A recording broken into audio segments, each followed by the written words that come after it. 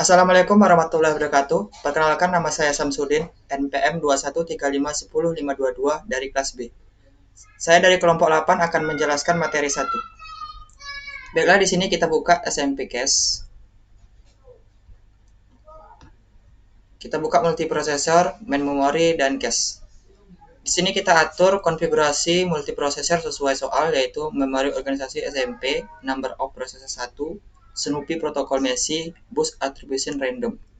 Konfigurasi main memory, word wide, batch mulai dari 32, words by block 8, dan main memory size kita ubah menjadi 1 Mbps dengan mengklik block in memory-nya seperti ini. Kita beralih ke cache, yaitu kita atur menjadi 4, mappingnya menjadi full associative, experiment police menjadi LRU. Baiklah, kita okekan semuanya terlebih dahulu. Kita pergi ke open memory traces, kita klik PRG, IR, dan kita pilih P01 yang kita okekan. Kita beralih ke multiprosesor, text. Di sini kita pilih complete dan kita execute. Di sini nantinya kita akan memperoleh yaitu global hits dan miss-nya.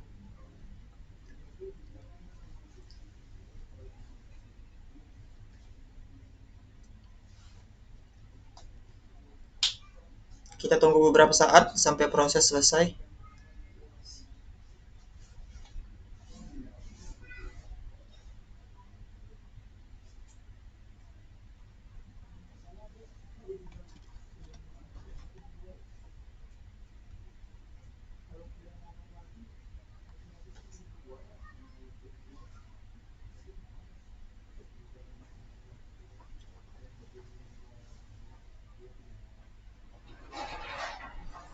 Baiklah, karena prosesnya lama, jadi kita ntar nanti kalau sudah siap akan menghasilkan global hits dan misses-nya.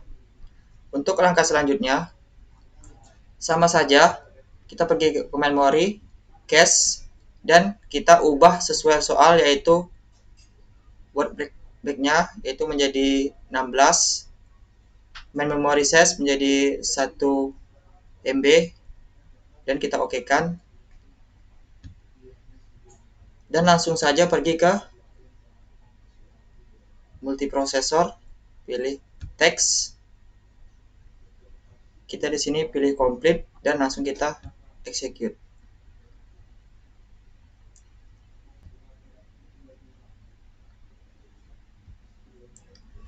Baiklah, di sini kita langsung saja ke pertanyaan. Pertanyaan nomor 1, apakah miss rate meningkat atau menurun dengan meningkatnya ukuran blok? Mengapa? Dalam hasil yang diuji cobakan yaitu menurun. Dengan terus meningkatnya block size, maka miss rate akan terus menurun. Tapi ada sedikit perbedaan di wood by block 16. Pada change size 16 KB dan 32 KB memiliki miss dan hit rate yang sama. Intinya, semakin besar block size, maka akan berpengaruh pada hit dan miss rate. Pertanyaan kedua, pada ukuran blok, berapa miss rate meningkat kembali dan mengapa pada ukuran blok tersebut miss rate meningkat? Wood by block 256 cache size 4 KB, wood by block 512 cache size 4 KB, wood by block 1024 cache size 4 KB. Pada setiap blok yang saya sebutkan, no final with whiter break dapat diartikan yaitu tidak semua blok dapat dituliskan ke dalam cache karena ukuran cache-nya yang terlalu kecil. Untuk ukuran blok yang disebutkan di atas, semakin word by block, maka semakin banyak blok yang tidak terisi ke dalam cache dan menyebabkan miss rate meningkat kembali. Pertanyaan ketiga, apa perbedaan dari pengaruh terhadap blok terhadap berbagai ukuran cache dengan pengaruh ukuran blok terhadap miss rate, dan jelaskan. Pengaruh ukuran blok terhadap berbagai ukuran cache. Perubahan block size akan berpengaruh terhadap cache size. Semakin besar block size, maka cache size akan meningkat. Pengaruh ukuran blok terhadap miss rate.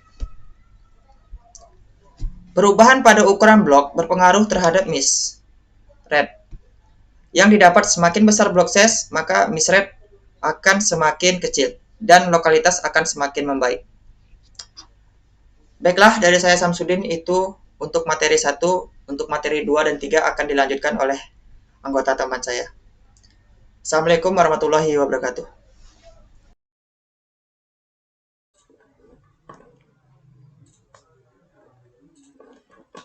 Baik, Assalamualaikum warahmatullahi wabarakatuh. Perkenalkan, nama saya Egi Pratama dengan NPM 21351073. Saya berasal di lokal 2B dan dari kelompok 8. Saya akan melanjutkan penjelasan teman saya mengenai subbab kedua, yaitu pengaruh pemetaan untuk berbagai ukuran cache. Pertama, saya di sini telah membuka SMP cache-nya dan mengatur sedemikian rupa sesuai petunjuk soal. Pertama, prosesor in SMP sama dengan 1, prosesor SMP dan prosesor sama dengan 1. Selanjutnya, cache coherence protocol sama dengan MESI. Bisa lihat sini, MESI. Selanjutnya, scheme for bus arbitration random dan worldwide bits-nya 32. Bus arbitration-nya random dan world by bits-nya 32.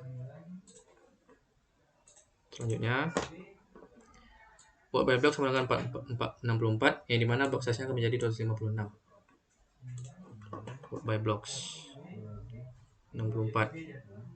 Jika dirubah, maka block size-nya akan berubah, jadi harus benar 64. Lalu block in main memorinya 4096 atau dalam satuan MB menjadi 4 MB, dimana main memory size-nya harus 1 MB. Bisa dilihat 4096 dan main memorinya menjadi 1 MB. Diokekan dulu sementara. Lalu lanjut ke replacement polisinya menjadi LRU. Dan jangan lupa di sini untuk contoh saya menggunakan mapping yang direct. Di sini. Oke. Dan block in charge-nya 16. 16 yang mana kita memerlukan 4 bytes cache size. Karena jika kita rubah block in charge-nya, cache size-nya pun akan berubah. Oke kan? Dan untuk trace-nya kita menggunakan di sini air. Oke. Formatnya teks. Lalu untuk sementara kita menunggu sampai selesai.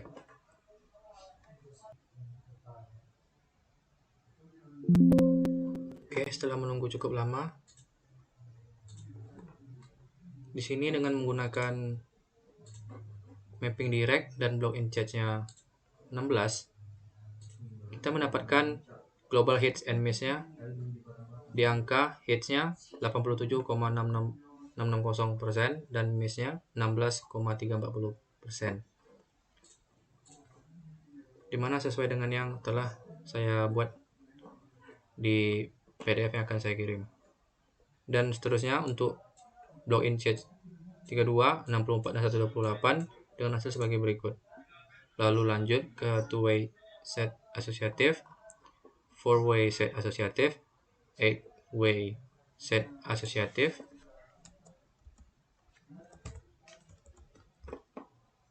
dan terakhir fully associative. Lalu lanjut ke pertanyaan. Pertama, apakah misrate meningkat atau menurun dengan meningkatnya associativity? Mengapa? Menurut saya menurun. Karena dengan meningkatnya associativity atau mapping, maka cache set akan meningkat sehingga semakin banyak cache yang dapat disimpan oleh blok. Dengan semakin banyaknya blok, tentunya akan membuat misrate semakin berkurang karena blok yang bekerja lebih banyak dan memungkinkan untuk hit rate meningkat sedangkan misrate berkurang.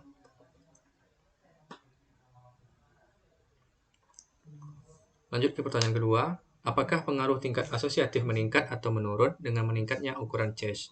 Mengapa? Head meningkat sedangkan misread menurun karena semakin tinggi tingkat asosiatif, maka cache size pun akan bertambah, sehingga membuat blok yang dikopi ke dalam cache akan menjadi semakin besar dan membuat misread-nya menjadi semakin menurun. Simpelnya, semakin besar blok yang dikopi ke dalam cache, maka akan membuat misread-nya menjadi semakin menurun. Lanjut ke pertanyaan ketiga. Kesimpulannya, apakah peningkatan asosiatif meningkatkan kinerja sistem? Jika jawabannya iya, secara umum, yang manakah yang merupakan langkah dengan lebih banyak manfaat dari direct ke two-way set asosiatif, two-way ke four-way asosiatif, four-way ke eight-way set asosiatif, atau dari eight-way ke fully asosiatif? Jawabannya ya, karena semakin besar ukuran blok atau peningkatan asosiatif akan memakan waktu yang lama untuk mengambil data dari blok tersebut. Pada tingkat two-way set asosiatif, ukuran cache akan menjadi lebih kecil dibandingkan four-way ataupun eight-way. Jadi, dapat disimpulkan langkah yang merupakan manfaat terbaik adalah dari direct ke two-way, two-way ke four-way, four-way ke eight-way, eight-way ke fully asosiatif.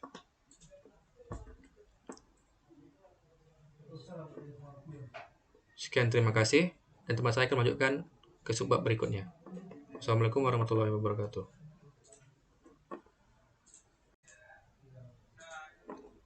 Assalamualaikum warahmatullahi wabarakatuh.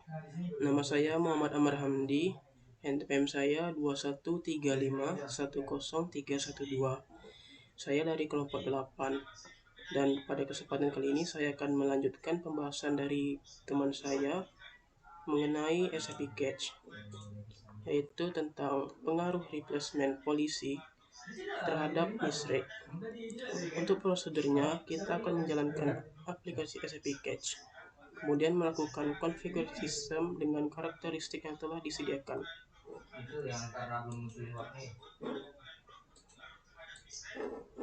Untuk konfigurasinya, saya telah menyetel sesuai dengan perintah yang telah diberikan. Untuk konfigurasi multiprosesornya, yaitu untuk memory organization-nya kita pilih SMP, number of prosesornya adalah 1, Snoopy protokolnya Messi, dan bus arbitration-nya adalah random. Lalu kita okekan saja. Dan untuk konfigurasi main memorinya, kita mengisi word wide per bits-nya adalah 16 dan word by block-nya adalah 16, sehingga didapat block size NAT yaitu 32 bytes. Dan untuk block in memorinya adalah 8192, sehingga didapat memory size-nya 256 kilobytes. Jika sudah, kita okekan. Lalu yang terakhir untuk konfigurasi cache-nya, kita mengisi block in cache-nya 128 dengan mapping set asosiatif eight-ways atau eight-ways set asosiatif, sehingga kita harus menyetel caches-nya adalah 16. Dan untuk replacement policy-nya, saya akan mencobakan untuk replacement policy random. Lalu kita open memory trace-nya. Di sini saya akan mencoba untuk trace PRG MDLJD. Lalu kita pilih dan kita centang P0-nya, sehingga muncul trace filenya bernama mdljd.prg. Jika sudah, kita okekan. Nah, setelah itu kita masuk ke view evaluation untuk multiprosesor. Kita pilih text, kita pilih complete, lalu kita execute.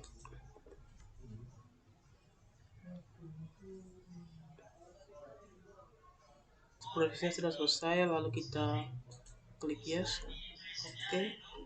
Dan di menu kita pilih menu head list. Di sini kita dapat melihat global hits dan global miss-nya. Di sini untuk replacement policy random dan trace-nya MDLDJ, kita memperoleh hit rate-nya yaitu 84,419%, serta untuk global miss-nya yaitu 15,585%.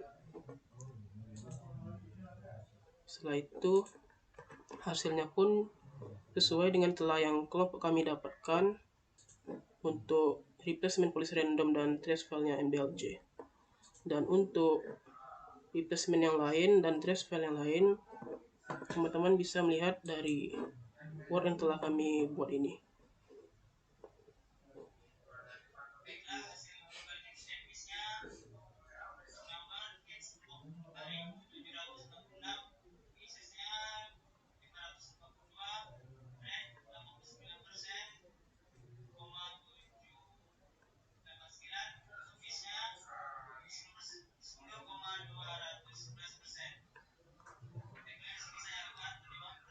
Baik, itulah hasil yang telah kelompok kami dapatkan.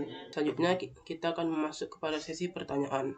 Yang pertama, soalnya adalah, secara umum, manakah replacement policy dengan misread terbaik dan mana yang paling buruk? Baiklah, jawabannya adalah, berdasarkan hasil uji coba yang telah kelompok kami lakukan, kami menemukan bahwasannya misread terbaik atau terendah terdapat pada replacement policy LRU di tracer MDLJD dengan global miss-nya yaitu 14,790%. Sedangkan untuk misread terburuk atau tertinggi terdapat pada replacement policy random di tracer SWM dengan global miss-nya yaitu 20,350%. Lanjut ke soal kedua. Apakah manfaat kebijakan LFU dan FIFO terjadi untuk semua tolak ukur atau apakah mereka bergantung pada nilai lokalitas yang berbeda? Jawabannya adalah, manfaat kebijakan LFU dan FIFO itu mempengaruhi tolak ukur dari sebuah lokalitas dan tentunya nilainya pun berbeda, sehingga masing-masing replacement policy bergantung pada nilai ukur lokalitas tersebut. Selanjutnya soal ketiga. Kesimpulannya, apakah penggunaan replacement policy yang konkret meningkatkan kinerja sistem? Jika jawabannya adalah ya, secara umum, yang merupakan langkah dengan manfaat lebih dari random ke LRU, dari random ke LFU, atau dari random ke FIFO. Mengapa? Baik, jawabannya adalah, penggunaan replacement policy yang konkret meningkatkan kinerja sistem adalah ya. Karena penggunaan replacement policy sangat konkret meningkatkan kinerja sistem, yang mana masing-masing replacement policy memiliki nilai lokalitas yang berbeda dan pastinya kinerja pun akan berbeda, seperti dari random ke LFU. Ya, kemudian mengapa? Karena dari yang terburuk ke terbaik untuk kinerjanya yang dilihat dari tinggi rendahnya suatu misread dari masing-masing replacement policy. Baiklah, itulah pembahasan terkait dengan pengaruh replacement policy terhadap misread.